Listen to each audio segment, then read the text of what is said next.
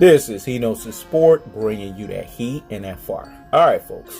We're going to talk about Nayoa Inoue, and we're going to talk about that bullshit comparison between him and Manny Pacquiao. First and foremost, I don't want to disrespect Nayoa Inoue because he's not the super duper hype job that Teofimo Lopez is. Let me say that again. Nayoa Inoue is not the super duper hype job that Teofimo Lopez is. His ass has been exposed, and his ass is going to continue to get exposed. And remember, He Knows the Sport was the first one to tell you this, because I am what's called a boxing prophet and a boxing visionary. I'm 7 steps ahead of people. I'm Sun Tzuing, aka Art of War, in the situation. So when I see things that motherfuckers can't see, is because I'm a 3-dimensional thinker. I'm a deep thinker. I look at all of the finite details. That's what separates me from the pack. And that's why folks keep tuning in, because they know what time it is. Because with me, you get a trifecta. You getting excitement, you getting comedy, and at the same time, you learning some shit. Let me say it again. You getting excitement, you getting comedy, and at the same time, you learning some shit. So learn some shit right now. Nayoa Inoue, you have not gone through 8 divisions and dominated. Manny Pacquiao's done that. So when you see all of these people making this comparison, that is hype job.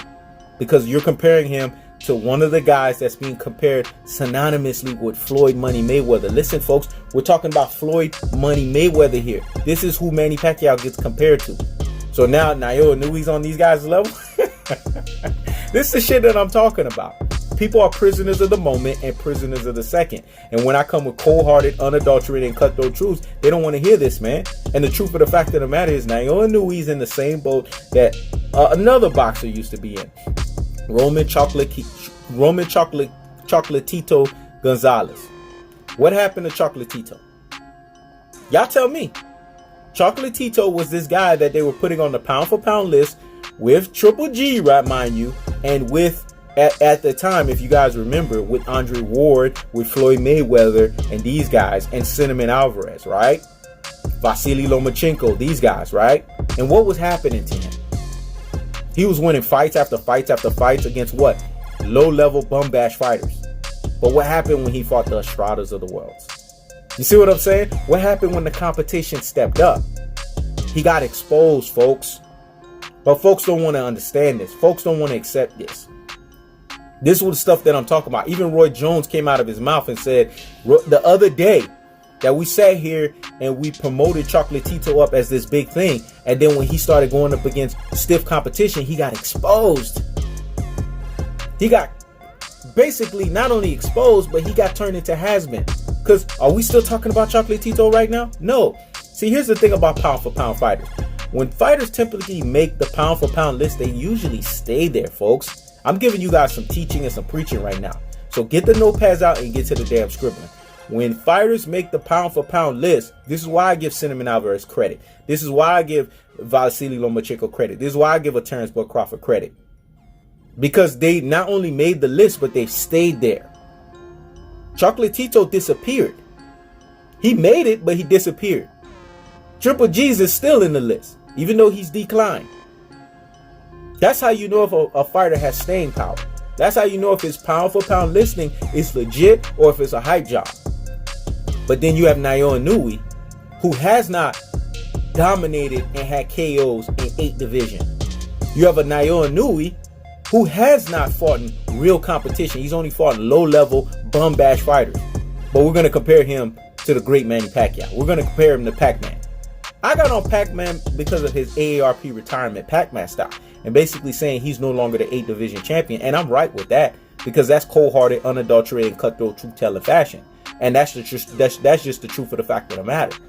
But Manny Pacquiao, from what I remembered, and him in his prime, please, Nayoa Inoue's nowhere near that. So for me to entertain a serious conversation like this, I'm not going to sit here and be a prisoner of the moment, prisoner of the second. And that's the problem with even folks that are supposedly real G's, supposedly super real G's, and supposedly ultimate real G's out here in these boxing streets. At times, they have ultra fanboy ways. At times, they are on ultra fanboy rhetoric. Because the ones that really, truly dissect boxing for what it is, they could see this dude is overhyped. He's not a super duper hype job, but he's a hype job nevertheless. Because when you fight low-level bum bash opponents that you're supposed to KO, then yes, you're going to look good. but put somebody in there that is just as good as you, or if not better. And then let's see what you're working with. Let me say that again. Put him in there with fighters that are just as good or if not better than him. Just like Chocolatito, that what they did with his ass. What happened? Are we talking about him? This is the stuff I'm saying. Is Chocolatito even relevant? This is the shit that's going on with Nayoa Inoue right now. They always have this agenda, man, with certain fighters that they want to promote because that fighter is getting KOs. Here's the thing. Okay, you can knock opponents out, but what else can you do, like the great Andre Ward says, that can show that you can sustain yourself? Because I haven't seen Nayoa Inoue use great boxing display where he's just basically had a boxing clinic on a fighter. All I'm seeing is KOs. I'm not seeing other dimensions of his boxing arsenal, of his sweet science ability. He's one-dimensional to me. Because when you're just getting KOs and you're not showing me the ability to basically box people up, come on, man. You're not showing me that you can go 12 rounds with somebody and win and basically have a fight where you're showing mental fortitude, that you were challenged, but then you were able to overcome. So what happens when you fight real opposition? See, fighters need these types of things because it builds their character in the ring. Let me say that again. They need these types of things because it builds their mental character in the ring. See, what I'm saying is the most commonest sense, and I'm stating the most obvious. This is why what I say can't be refuted, because it's truth at its purest and most highest form. All you can do is stalemate this with basically the same amount of truth or other truths to amplify the original truth that I'm giving you.